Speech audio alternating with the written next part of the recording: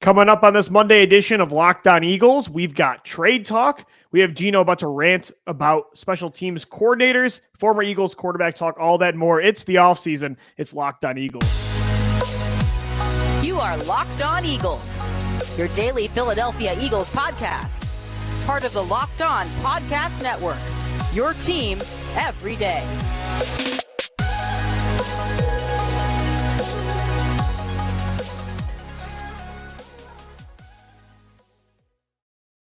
We thank you so much for making Locked On Eagles your first listen each and every day. Welcome in, Eagles fans, to a Monday edition of the show. I'm Louis DiBiase alongside Gino Camilleri. We are your only daily Philadelphia Eagles podcast year-round, posting Monday through Friday. As always, part of the Locked On Podcast Network, your team every day. We've got a lot of talk to get into today, Gino, about many different topics, potentially Howie Roseman making some trades.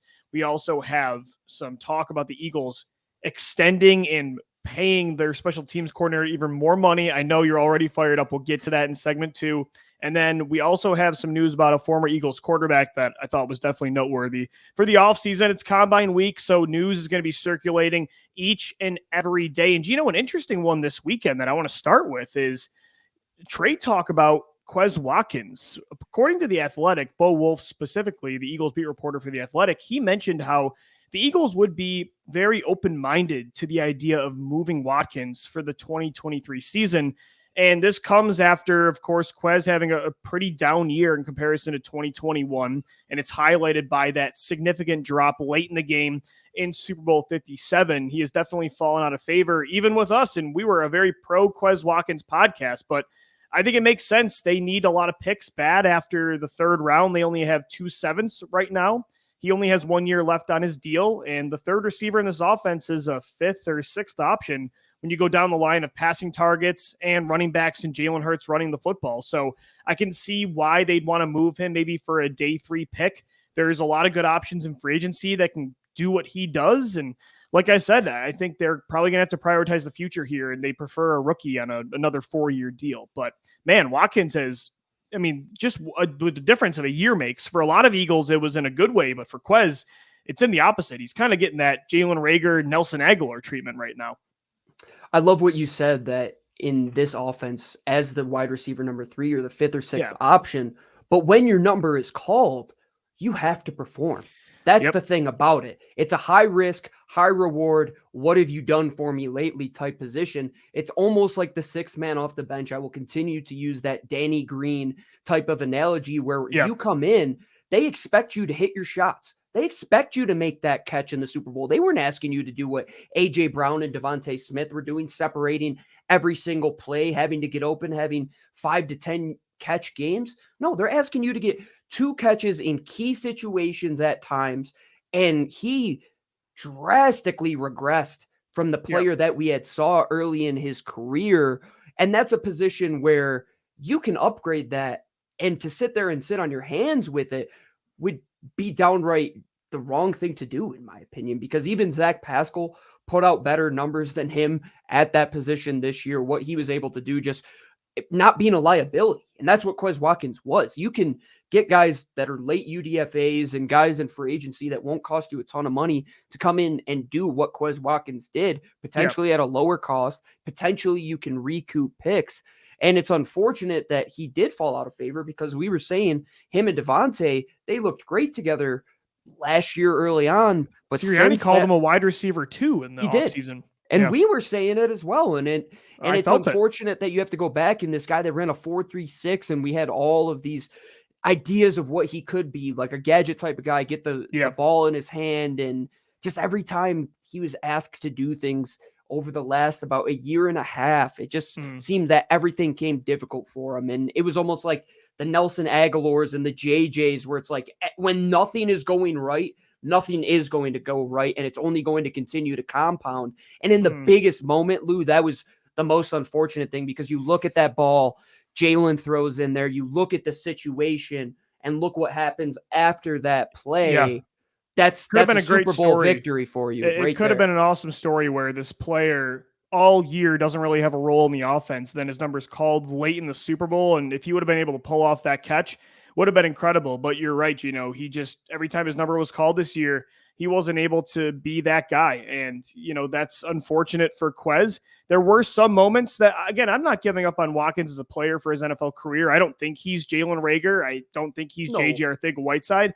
With that 4.3 speed, with what he did in 2021, he can still be a player in this league. Even you saw this year when Dallas Goedert went down, he made some big plays against Green Bay, Indianapolis, Washington, but it was too far and few between. He had too many mistakes. The fumble against Washington in that first loss, the amount of times he didn't finish routes, and it led to interceptions against Dallas and other incompletions, including that drop in the Super Bowl. It was just too inconsistent. And I think there's some players that have that, because I like, Gino, you mentioned it's unfortunate. It was perfect, the third receiver in this offense that's the fifth or sixth option. It's nice that guy that's not going to be touching the football a lot, if he has 4.3 speed, well, he can impact even if he only has 1 or 2 touches. So the fact that he didn't pan out this year is disappointing, but there are other guys like that out there, even in free agency. There is Nelson Aguilar. You got Mecole Hardman. Paris Campbell's out there right now, and Darius Slayton. Maybe these guys are too expensive, but there's going to be guys like that in the draft as well. So I would predict, although I'm not giving up on Watkins as an NFL player, I would predict he's at least definitely not the featured wide receiver 3 next year for the Eagles, and maybe even moved off the team entirely because, again, they don't have a lot of picks next year, and he only has 1 year left on this deal.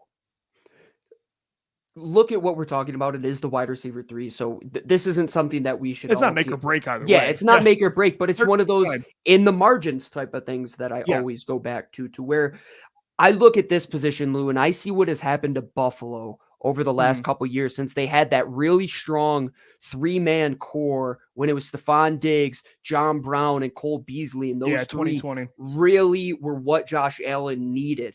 And then over the last couple of years, they've only had Stephon, and they had a little bit of Emmanuel Sanders last year, but they haven't been able to recreate that magic. And they went with Stephon and Gabe Davis this year. And now their fans are saying we have to continue to upgrade there as well if we want to compete.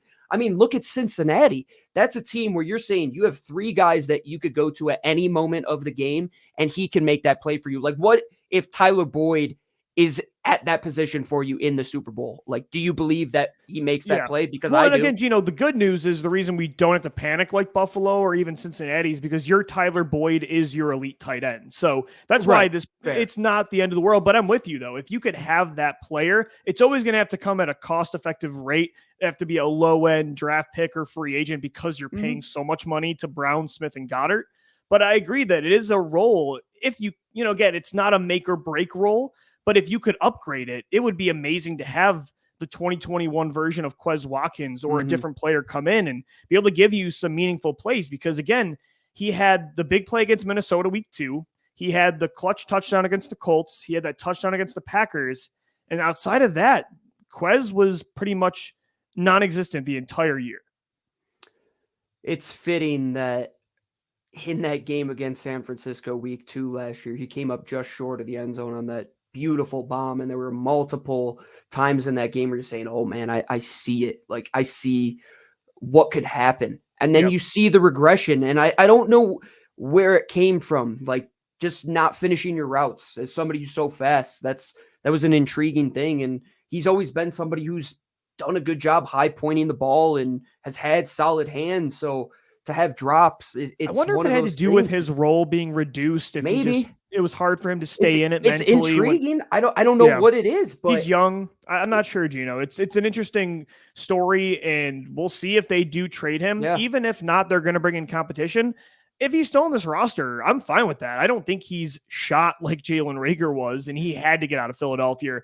Nelly, as much as I love Aguilar, and I don't like putting him in that group because of what he did in 2017 and 2018, you knew in 2019 it was time to move on. Like, he had to go to a different team. With Quez, I don't feel that. But again, considering the situation with his contract, with your picks, and with the regression and the role, all of that combined, I'd understand why they do move on. So we'll continue to monitor that. It's probably going to formulate soon, though, Gino, with free agency coming up. The Combine is right now in Indianapolis. All these NFL teams there, including Howie, talking to other GMs.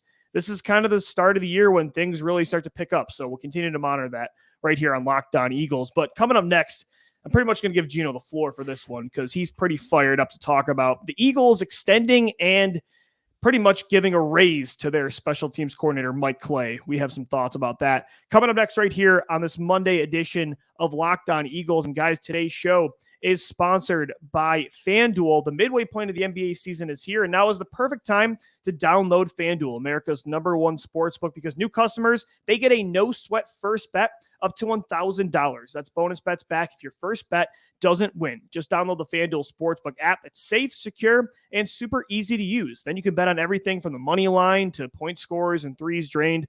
I'm not feeling very confident about the Philadelphia 76ers right now. Every year, they drop these games against Milwaukee, Boston, and Miami. I'm probably not betting on the Sixers this time of the year for the playoff push. Plus, not just the NBA, but FanDuel has everything from the NFL and college football when that season comes around. March Madness, the NHL is going on right now as well. Don't miss out on the chance to get your no-sweat first bet up to $1,000 in bonus bets when you go to FanDuel.com/LockedOn. That's FanDuel.com/LockedOn to learn more. Make every moment more with FanDuel, an official sports betting partner of the NBA and now the Locked On Podcast Network. This is the Locked On Eagles podcast. I'm Louis DiBiase, alongside, as always, my co-host, Gino Camilleri, who is not happy about the news of the day that the Eagles gave a contract extension and a promotion to special teams coordinator Mike Clay. The fact that, in the report is that he is seen as a rising star across the NFL. Gino, this is the second coordinator in a row, along with Jonathan Gannon, that the rest of the NFL clearly thinks differently than I do and you about this guy. And I wonder if it's, I don't know anything about coaching, or if these people are just not watching the Eagles. It must be both. I mean, are we crazy? That's what I'm wondering. Are we insane? Because that's the definition. Did nobody watch the Super Bowl? Lou, the special teams coordinator of the NFC representative in the Super Bowl 57, playing against the Kansas City Chiefs, on the PAT that would follow the final touchdown, which, mind you, came after a horrendous punt from your punter who had punted in nearly a month, and you decide, oh, we're going to activate this guy for the game, and we're not going to account for the fact that, hey, he might shank one of these things. And they essentially seal the game because Kansas City returns it right to your doorstep. Kadarius Toney puts it right on there, right on the Eagles' doorstep. They cash it in. That ensuing PAT, Lou, guess how many players were on the field to block Not that enough, PAT? I'll tell you that. Not there enough. There were 9 guys. They were missing 2 guys. Yeah. 9 guys. Okay. What a coordinator is supposed to do is be that 30,000-foot view that makes sure everything is going well and everything is in place. And I know when you look at Jonathan Gannon, you could put a lot of the blame on him, but there's times when the position coaches aren't doing what they're supposed to, and there's miscommunications. It happens. Special teams, it really falls on a sole individual. And in the biggest moment of the entire year, which would come to be one of the best teams in the history of the franchise, I can't sit here and say that they're the best team because 33% of the team didn't play. Well, you said all season, all Gino. season. I was chicken little Camilleri, and I was right. And I kept bypassing it. Not that I bypassed your comments, but I didn't take as much stock into it because I said this team is so good on offense and defense that there's no way special teams is going to hurt them to the point where they can't overcome it. But you kept saying, I'm telling you, it's going to hurt them in a big spot and it's going to wake them up. The issue was it didn't come until it was too late in the Super Bowl. And you were right, man. I mean, that Toney return totally ended the game. Special teams is like insurance.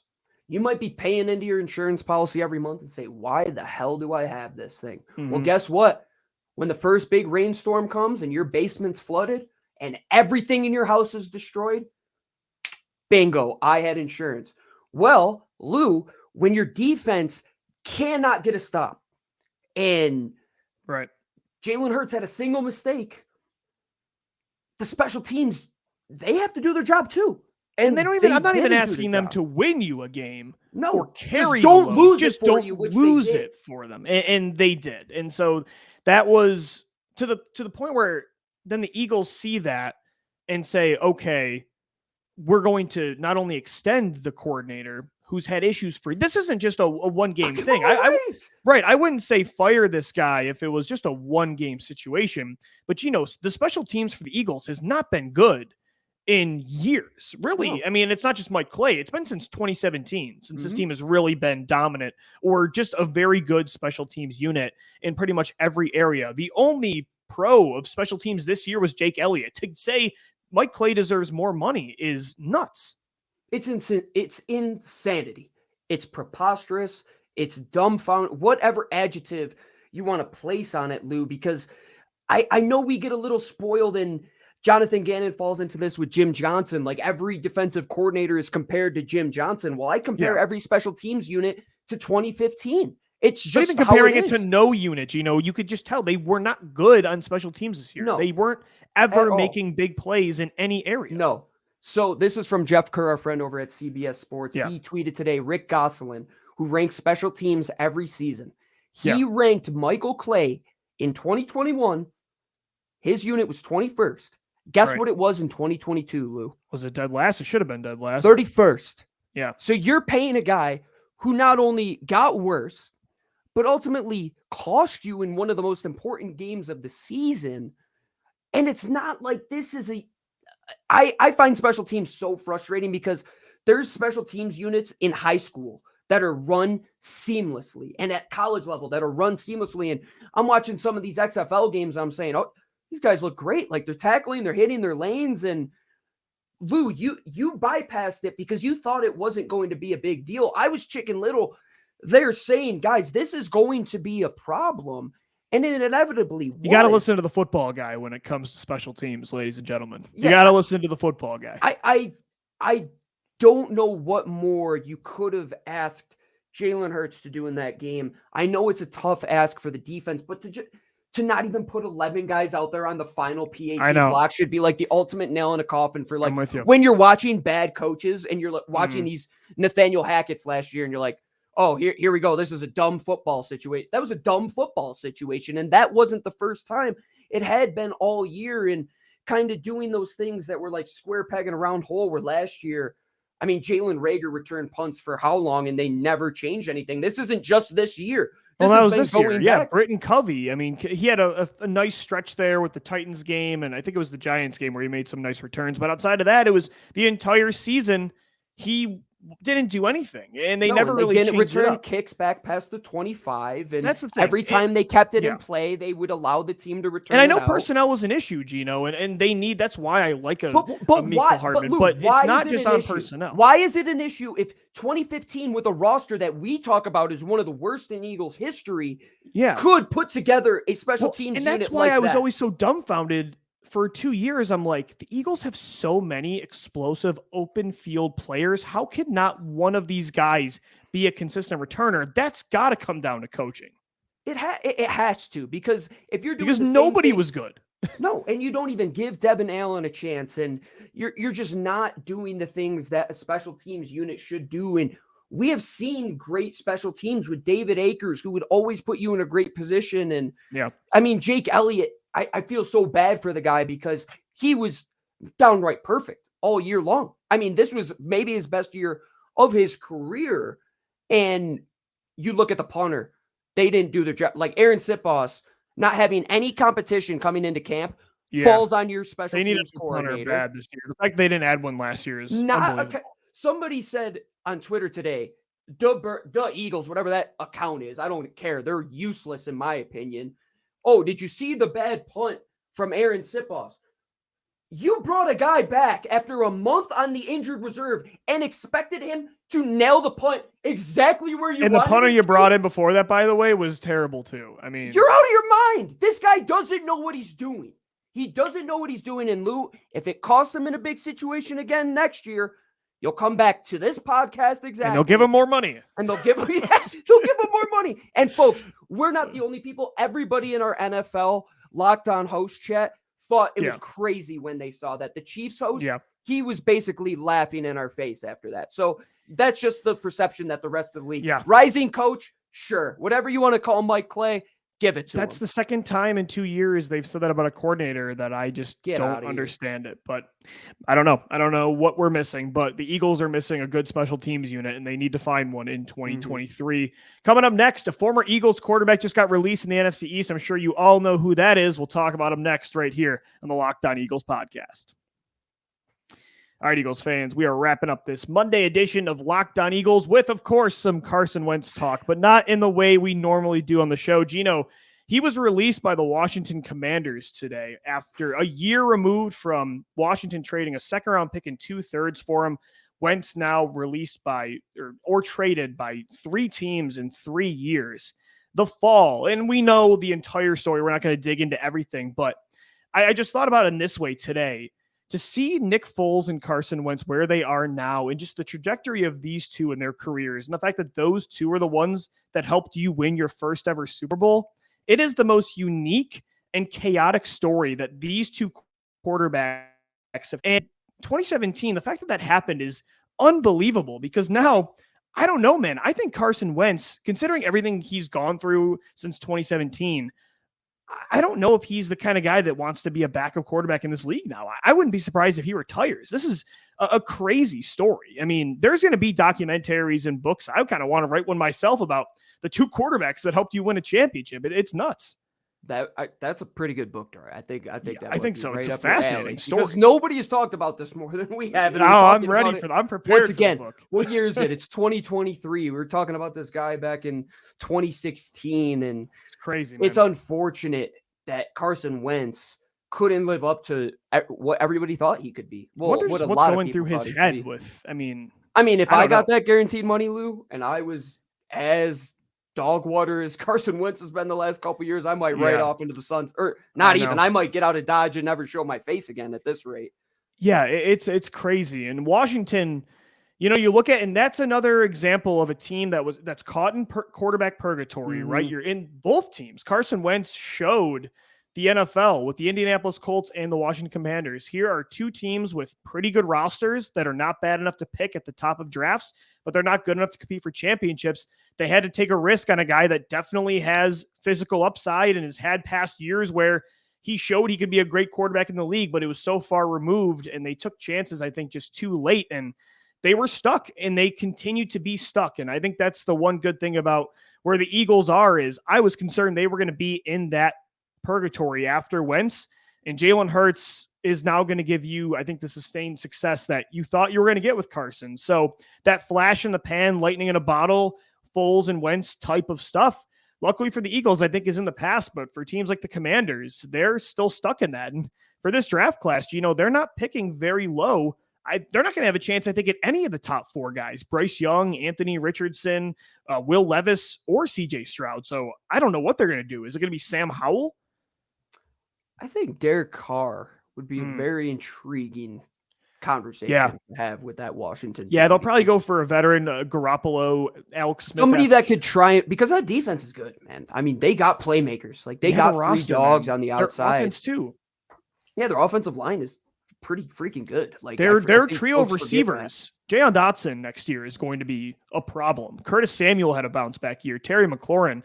But again, this shows you in the NFL, if you don't have a quarterback, even a roster like that, you're nothing. I mean, Howie Roseman should change his name to Nostradamus at this point for getting out of that deal and getting what he got. They should have just given him the Executive of the Year just to retroactively give him an award for getting out of that Carson Wentz turned contract. Into 2 years of incredible capital that, they can extend even more here with this 10th overall pick from the Saints. I thought about it today.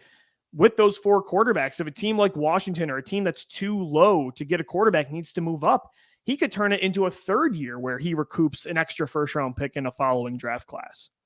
How wild would that be if Carson Wentz not only put Washington in this situation, but Washington was so desperate that at 10 they had to give up an additional first-round pick. The Wentz continues, man. So it continues down the line. It would be butterfly effect.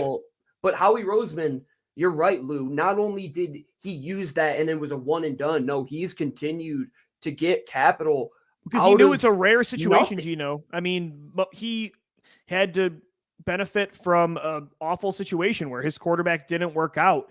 And he took advantage of a rare situation where he has to trade that player and can get assets back. And he's turned it into not just one nice year where he's got a lot of picks, but he's extended it now. It's incredible. And you don't see this kind of thing a lot in the NFL. This is going back, probably dating me a little bit, but there used to be this trend where people would go on Craigslist or eBay and they would try and trade. It was called the red paperclip, and they would try and try to see how far. How far they could get down the line, and that almost feels like what Howie Roseman did with Carson Wentz. That Carson Wentz was this red paperclip, and now you come out with multiple first-round picks. Talk about making the most of a sunk cost, Gino. I mean, yeah, it's crazy, and I understand it from the Colts and Commanders' perspectives, but again, being in that spot in the NFL really is unfortunate. And for Carson Wentz now, again, I don't know. There's too many quarterbacks available in free agency this year where he's not going to be a starter anywhere.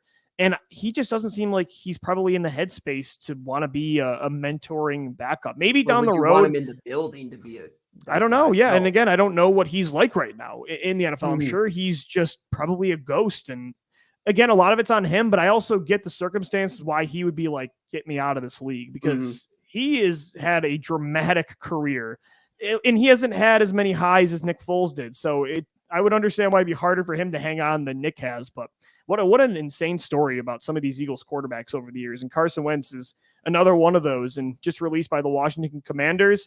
The quarterbacks in this division, Gino, looking pretty good for the Eagles. Jalen Hurts, they got to deal with Dak Prescott. And again, it depends on what you feel about Daniel Jones, but the Eagles let me ask you this before we wrap this up. Yeah. Carson Wentz was that guy that got pawned off to somebody else and things didn't go right. When is the last name, if you could think of one, for the Eagles where they've been in that situation where they kind of got maybe they got on the wrong end of that trade where they got the bad baggage and somebody made out well? Because I don't think, I don't know if in a trade it's happened. I mean, maybe like Kiko Alonso, because Kiko would probably be the one. The Bills got rid of him coming off a torn Achilles. The Eagles saw he had that really good rookie year back in 2013. That's probably the name. That's trade with Sean McCoy. And that wasn't Howie Roseman, because Howie doesn't normally lose those kind of trades. And the Byron Maxwell signing wasn't right. Him. The times when he got burned, right? I was going to say the times he got burned, you would really say weren't trades. It was free agency. I guess a trade would be like Golden Tate, but even Golden Tate caught a game-winning touchdown in a playoff game for you, and you only gave up a third-round pick. Right. I would say it's Quinn, Kiko. Maybe that. Yeah, I guess Quinn. But even that, you gave up a fourth-round pick. It didn't burn you like. Yeah. But I mean, Shady played at an unbelievable level past that trade, and we knew that. And look what DeMarco Murray did. So it wasn't just Kiko, but then you paid DeMarco Murray. Remember how much they would run DeMarco Murray on the outside zone when he's just like a power and counter type of runner? Unbelievable. That's the thing. I mean, the good thing is with Howie, he doesn't really have that track record in trade. So, but yeah, I mean, a lot of teams are suffering from that fate on the opposite end when they're trading with the Eagles, and Washington didn't trade with the Eagles directly, but they felt that impact a lot. So Carson Wentz released from the Washington Commanders. Crazy story. Again, maybe I'll be the one that writes the book about it one day, but there will be stories about this down the road. Thank God the Eagles have Jalen Hurts, signing that big contract. It's coming this offseason. We got you covered for that and more. All the stories of the Philadelphia Eagles every single day, Monday through Friday, right here on Locked On Eagles. You can get the show on all podcast platforms and on YouTube as well. Make sure you hit us up on Twitter. I'm on Twitter at DiBiase-LOE. Gino's at GC24_football. And our show page is at Locked On Birds. Once again, thanks for making Locked On Eagles your first listen each and every day. Now, make sure your second listen is the Locked On NFL Draft Podcast. With the NFL Combine coming up this week, Damian Parson and Keith Sanchez provide in-depth coverage of the biggest NFL draft prospects with deep dives into the sleepers and hidden gems that can change your favorite NFL franchise. You can find Locked On NFL Draft wherever you get Locked On Eagles. For Gino Camilleri, I'm Lou DiBiase signing off. As always, thank you for downloading, thank you for watching and listening, and let's go Birds. Fly, Eagles, fly.